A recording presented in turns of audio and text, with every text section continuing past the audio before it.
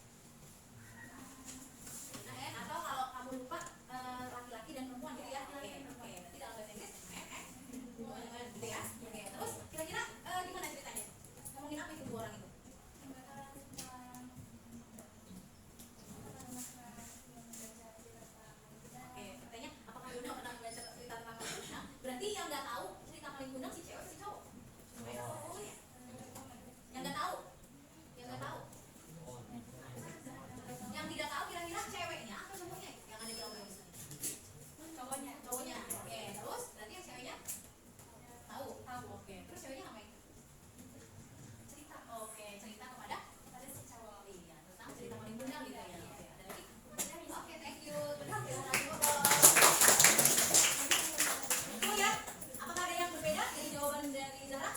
Sama ya? Ya. Nah, sekarang kita lihat kira-kira nih activity itu. Ya. Nah, di sini ada 5 statement. Ya. Sudah dikerjakan kan ya? Sudah. Nah, kira-kira statement number 1. Donna has never read about money to the. Kira-kira true or false? True. Benar. Jadi apa maksudnya apa? Donna has never read about money to the. Donna tidak pernah membaca tentang maling kundang. Berarti dia nggak tahu kan? Berarti kalau nggak pernah membaca, berarti dia nggak tahu ceritanya maling kundang. Berarti jawabannya true or false? False. Yang tahu siapa? Yang nyeritain ke laki-laki siapa? Donna. Berarti logikanya kalau dia nyeritain, berarti dia tahu nggak? Kalau tahu, kira-kira dibaca nggak? Dibaca. Ya. Berarti the best answer is false. Oke. Kemudian number 2, maling kundang was a child. True. Oke. Emang iya? Oke. And then number 3, maling kundang has a sheep. Number 2, maling kundang was a child. Apa sih orang maling kundang was a child? Maling kundang anak. Ini udah dengar ya? Iya, berarti itu apa? False. Oke. Kemudian yang number 3, maling kundang has a sheep. Hah? True. Oke, dia punya kapal ya. And then number 4, maling kundang disown mother rupiah. True. Emang kalau disown apa sih? Disown tidak mengakui ya. Jadi maling kundang tidak mengakui ibunya mother rupiah. Benar ya? And then the last, maling kundang turn into a boulder. Artinya apa? Maling kundang berubah menjadi batu. Oke, ada yang salah satu, salah dua. Oke. Yes, jadi kita langsung tarik kesimpulan ya, bahwasannya mungkin ada yang mau memberikan kesimpulan pembelajaran kita hari ini. Silakan. Yuk, ditunjuk aja. Putri, oke Putri yuk. Pengen apa sih Pak? Cerita dari Mas. Betul, boleh. Jadi kesimpulannya itu dari yang bisa kita ambil dari cerita maling kundang, jangan pernah durhaka kepada orang tua, karena nanti jadi batu. Terus habis itu kita juga dapat pembelajaran bahwa kekayaan itu bukan segalanya. Iya. Oke,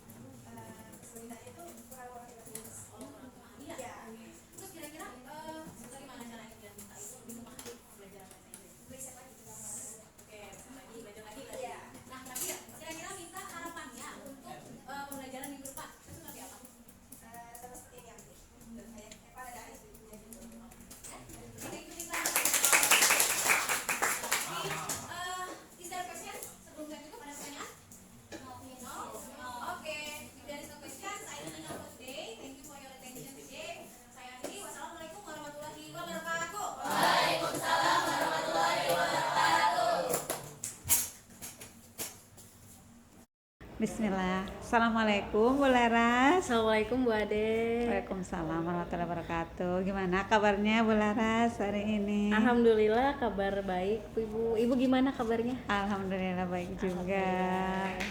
Alhamdulillah ya Bu Laras ya. Kita sudah melewati rangkaian supervisi. Yang pertama kita sudah melakukan percakapan praobservasi. Terus kita sudah melakukan observasi di kelas juga. Kali ini kita akan melakukan percakapan pasca observasi. Menurut Bu Laras, tujuan dilakukannya percakapan pasca observasi ini apa ya? Menurut saya tujuan dari dilakukannya percakapan pasca observasi ini untuk mengevaluasi sejauh mana proses pembelajaran yang sudah saya lakukan di kelas, Bu. Iya, baik Bu Laras. Jadi dalam percakapan pasca observasi ini saya akan mengajukan beberapa pertanyaan kepada Ibu terkait dengan pembelajaran yang telah Ibu lakukan di dalam kelas. Tujuannya seperti yang Bu Laras tadi katakan, betul, untuk mengevaluasi sejauh mana pembelajaran yang telah Bu Laras lakukan di dalam kelas.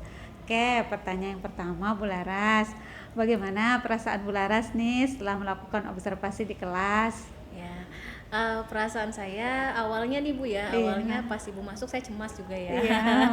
Karena memang jarang-jarang kan ya diobservasi rekan sejawat gitu. Betul. Tapi seiring berjalannya waktu saya jadi tidak cemas lagi gitu Bu. Oke, alhamdulillah ya, berarti berjalan lancar ya, Bu Laras ya, nggak tegang lagi seperti Ibu. itu ya.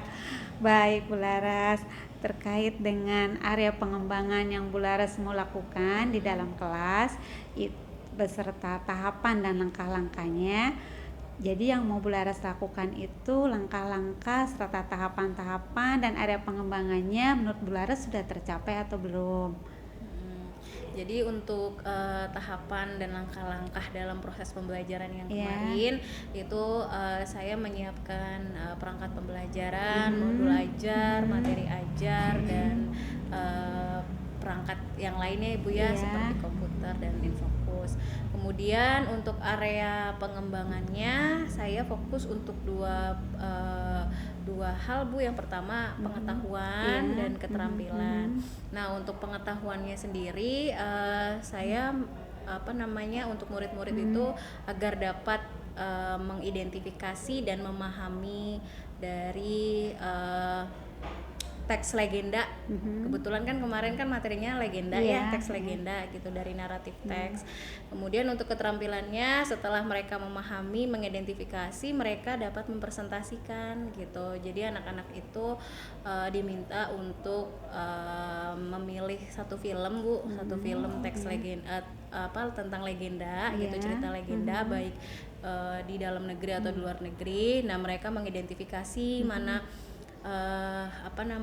strukturnya ya, generik strukturnya, kemudian unsur kebahasaannya gitu dari film yang mereka pilih, kemudian mereka presentasikan di depan kelas. Oh baik Bu Laras, berarti tadi area pengembangannya pengetahuan dan keterampilan ya. Iya, betul. Oke baik Bu, menurut Ibu terkait area pengembangan tadi apakah sudah tercapai dilakukan di dalam kelas atau bagaimana Bu? Ya, menurut saya sih sudah berjalan baik ya Bu, sudah tercapai. Namun memang ada sedikit kekurangan Ibu dalam proses pembelajaran kemarin Bu. Oke baik, berarti sudah berjalan lancar tapi ada sedikit kekurangannya Bu Laras ya. Betul. Oke, kira-kira kekurangan atau kendalanya itu apa sih, seperti apa gitu? Kekurangannya menurut saya anak-anak itu kurang aktif Ibu gitu. Jadi kan kalau temennya yang presentasi gitu kan memberikan kesempatan untuk audiensnya untuk memberikan pertanyaan gitu. Namun dari audiensnya sendiri ini, peserta yang lain ini cenderung kurang aktif dalam memberikan pertanyaan seperti itu Bu. Oh gitu, jadi ada beberapa murid yang kurang aktif gitu ketika dalam proses pembelajaran ya Bu Laras ya. kira-kira menurut Bu Laras mengapa hal itu bisa terjadi? Jadi anak-anak kurang aktif itu kira-kira kenapa ya gitu?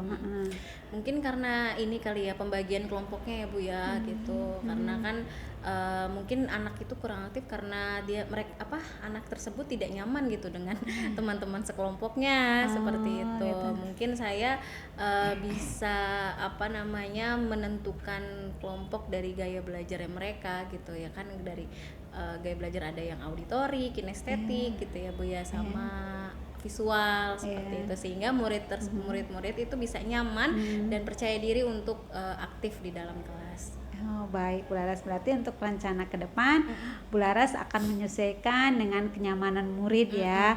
Jadi disesuaikan dengan gaya belajar mereka, pembentukan kelompoknya disesuaikan dengan gaya belajar mereka, apakah mereka auditori, kinestetik ataukah visual ya, seperti itu. Mudah-mudahan yang Ibu rencanakan itu dapat terlaksana dengan baik gitu kan ya Bu Larasnya. Jadi kedepannya anak-anak bisa nyaman. Kira-kira kapan nih Bu Laras akan melakukan hal itu? Jadi membagi anak ke dalam beberapa kelompok tersebut. Iya. Secepatnya Ibu gitu, saya bisa memetakan kebutuhan murid sesuai dengan gaya belajar murid-murid. Iya, kira-kira kapan tuh secepatnya? Mungkin pertemuan berikut setelah dari sini Ibu. Setelah dari sini, betul. Masya Allah, mantap banget ya. Mudah-mudahan jadi yang Bu Laras tadi rencanakan itu akan terrealisasi gitu kan. Allah berikan kemudahan dan kelancaran gitu kan. Saya tunggu cerita-cerita selanjutnya gitu.